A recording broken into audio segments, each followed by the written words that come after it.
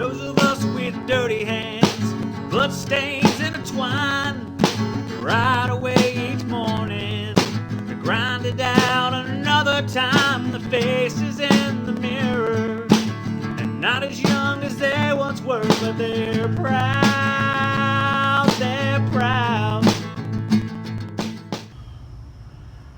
All right, guys, we have a system here that I'm doing.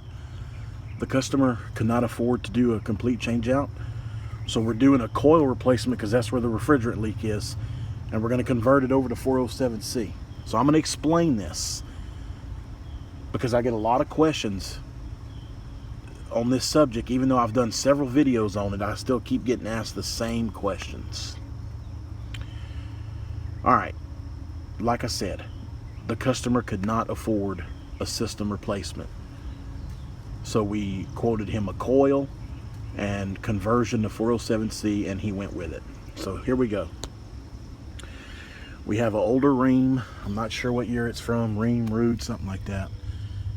It's in good shape. It needs to be cleaned up. We're going to clean it up.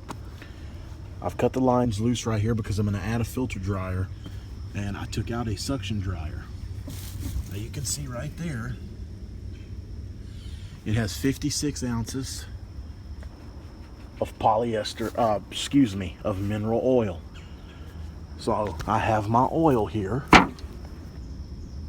with my pump,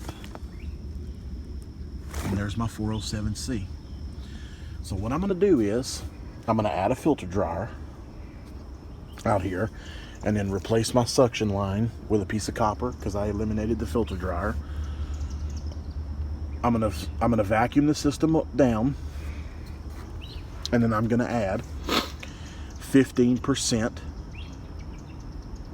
of polyester oil. Now I'm not sure how many ounces that is because I'm not good at math and I can't use my calculator right now because I'm filming on my phone. I'll add 15% of polyester oil. Then I will load the system up with about 80% of what the factory charge calls for with 407C. You may not agree with this method, but it works. Zach does it, Larry Cole does it, other guys do it. It works fine. We've never had an issue with it. So, but you'll see a couple videos where guys are using 407C or another refrigerant, and they're just topping off the charge on top of the 22, which I never do. Or they'll remove all the 22, but they'll just go ahead and top off the charge and not fix the leak. Well, you don't want to do that because these retrofits are a blended refrigerant.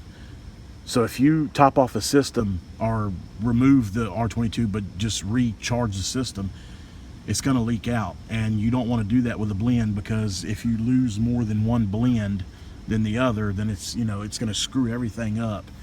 So you always want to fix the leak before you use a retrofit, and that's what we're doing.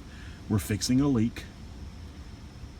We know where the leak is. It's in the evaporator. We're replacing the evaporator, and then we're going to pump a vacuum on the system, and then we're going to follow the steps that I just told you. Vacuum, oil, there's the oil, and then 407C, here's the oil pump. This pump right here, there's the information on it if any of you are curious. Every stroke on this pump is 2.6 ounces. So let me total that up real quick on the calculator, and I'll tell you how many ounces we're looking at. Okay, 56 ounces times 15% is 8.4 ounces. If you do 20%, it's 11 point something. So what I'll probably do is I'll go with 4 full strokes of oil. 2.6 strokes times 4 is 10 point something. So I may do like 3.5 or 4 full strokes, and that'll put us, around between 8 and 10 ounces of oil, which will be just fine. So I'll probably go 4 full strokes, and I don't think I'll hurt anything. That'll put me about 10 ounces of oil in there, But I'm going to lose a little bit in my hose and all that too, so I think that's what I'm going to do, and we'll be just fine. So we'll do 4 strokes with the pump of polyester, and then we'll fill the system up with 407C, and it'll work just fine.